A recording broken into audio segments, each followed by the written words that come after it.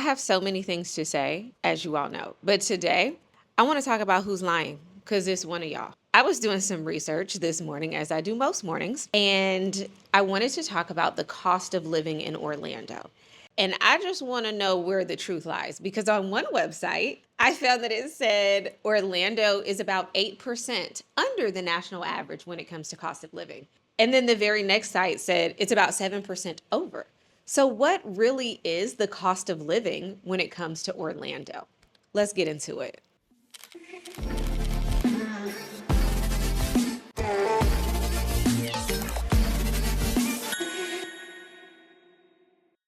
So here's the thing. You really need to fact check. And I mean more than a Google search and going to ChatGPT or any of these other tools. You really need to dive in.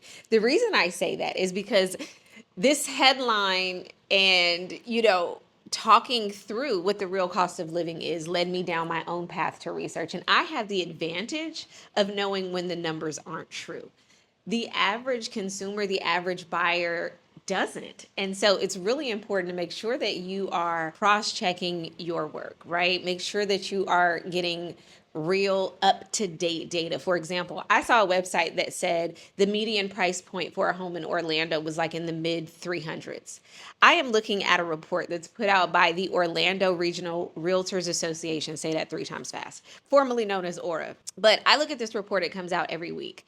Last week, the median price point in Orange County was $563,558.56. Okay, significantly higher than the other number that I found, to the tune of, nearly double. Double is a stretch, but you know what I mean. I needed some sarcastic effect. But listen, you number one got to get your numbers right. If the median price point is in the mid 500s, where does that land you with salaries, right? And what are the hidden costs? I know that when you think about, the actual cost of living, you factor in your salary, the price point of homes. But I'm more specifically wanting to talk about the hidden costs, the things you don't factor in that you absolutely need to. So let's get into it. Have you heard about the new buyer tax? Now, that is not the official name for it. People call it like the new buyer penalty. But there is something that you really have to consider that is really easy to miss. For example, let's just say you find a home and that home is $550,000, right? The median price point of homes last week. And the owner has lived in this home for the past 15 years. It's been their primary residence, so on and so forth, yada, yada. The new buyer tax is the difference in property taxes, and it can be astonishing to the tune of several $100s on top of your mortgage. So that previous buyer that homesteaded their property, they may be paying property tax based on what they purchased the property at. And I'm here to tell you, over 10 years ago, it was a fraction of what it is now.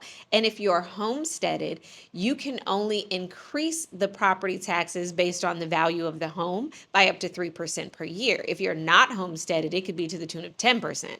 And so when you purchase that home, the property tax that you're seeing is based on the previous ownership. And what you will be paying as a new homeowner when the new sale is recorded will be on today's value. And let me tell you, property tax can be significant. And it doesn't seem like a big number overall, but just for an example, easy math. If the previous owner paid property taxes that were $2,000 a year, and now your property taxes are going to be $6,000 a year, you need to break down what that looks like on a monthly basis. So think of it this way. If your property taxes are $6,000 a year, $6,000 doesn't seem like a large number, especially if you come from California or New Jersey or places that have crazy property taxes. That's an extra $500 a month on top of your principal and interest for your mortgage. You need to factor in what your property taxes are going to be after you purchase your home. The other, not so hidden cost, but I think it's something people glaze over until they get the real numbers: homeowners insurance. Because of where we are located and because of, the storms that have happened in recent history, a lot of insurers have backed out of Florida. It's similar to what's happened in California, and while legislation is working to fix it and make homeowners insurance a lot more affordable, we are still in the thick of it. And it's one of the things you have to factor in. Did you know that Orlando and Florida specifically, the average insurance for homes here is 3x the national average? So it's something you need to factor in because your property taxes, your homeowner's insurance policy could be, half of what you're paying for your P&I. If you get a policy and it's, a couple $1,000s, that adds a couple $100s to your monthly mortgage. And it's one of those things that you have to factor in, and it could vary significantly, right? If you are in Miami or Sarasota versus Orlando, which is inland, your insurance cost can drastically change. And so it's one of the things you need to think about because it significantly impacts your spending on a month-to-month basis. One of the other things that people do not factor in, and I have this conversation with clients all the time, are the Florida specifics, okay? There's a few things you need to know if you are coming to Florida, and they will cost you.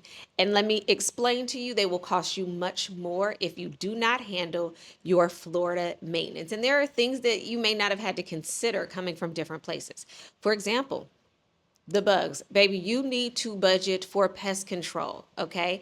I have battled with ants and spiders. And what are those little, I think they're called mayflies, some weird, strange species I never even knew existed until I moved to Florida. You need pest control because those pests will not only come in your home, but they will impact your yard. And most of the communities here in Florida have HOAs, and baby, they don't play about that yard, okay? So you need to factor in your Florida specifics. Think pest control. You need to think about, your hurricane prep. About a month ago, we were seeing everyone trimming their trees and doing all of these things, right? And if you don't live in a place like Florida where every afternoon now you're getting torrential downpours and we are in the thick of hurricane season, you may not think about that, but you need to make sure your trees are trimmed and your exterior stuff is taken care of, because if a hurricane comes through, you definitely don't want that tree limb falling on your house. Like, things of that nature are really important and Florida specific. One of the other things that people don't think about, pools. People want to live in Florida and they want a pool because it's hot. And I don't mean regular hot, I mean hot, hot, right? But people don't factor in what that pool maintenance looks like, right? You got to pay somebody $150, $175 a month to manage the pool, or learn to do it yourself. But you need to factor in the maintenance that can be pretty Florida specific. One of the positives that impact the cost of living is the fact that we don't have any state income tax. Now, there are two sides to this coin, okay? Florida and Orlando specifically is a heavy tourism community. And so a lot of people move here and get jobs with Disney and Universal and, a lot of the tourism related jobs. Now, the no state income tax is beneficial for everybody across the board. However, if you have one of the lower waged entry level jobs, it doesn't help you very much. And that's a lot of the population here. However, if you have a higher earning W-2 job, it definitely is impactful, which is why you see a lot of major corporations moving here. You see a lot of professional athletes and CEOs that make Orlando specifically their home base because there is no state income tax. So that is one of the positive implications around the cost of living here. Okay, the last one that I will mention is one that we have actually taken a deep dive into. We actually did an article, it's on the blog on dregorlando.com, but it's talking about the hidden cost of home ownership. And one of the things that seems to be pretty Florida specific that out-of-state buyers don't think about, CDDs. A lot of them have never even heard of them. So a CDD is a community development district fee, and it's basically a bond that's baked into your property taxes. And sometimes they can exist for several years, and it can be enforced like a lien on your property. So it comes as a part of your property taxes, and we're starting to see them more and more in these master planned new construction communities. But I will say we don't have as much in Orlando as other areas in Central Florida. Like, I know Tampa, they have a ton of CDDs. It is very commonplace there, but we are starting to see them more and more. And a CDD can add a couple $1,000s to your tax bill. And again, think about it this way: for every $1,200, it's an extra $100 on top of what you already have to pay. So watch out for the hidden CDDs. So we talked a lot about a lot of different things that impact the true cost of living. I still don't know who's lying or not, but you tell me, when you look at your salary, your expenses, and what that would mean for life in Orlando, do you feel like Florida and Orlando has a reasonable cost of living? Is it above the national average or below? Let me know who's lying.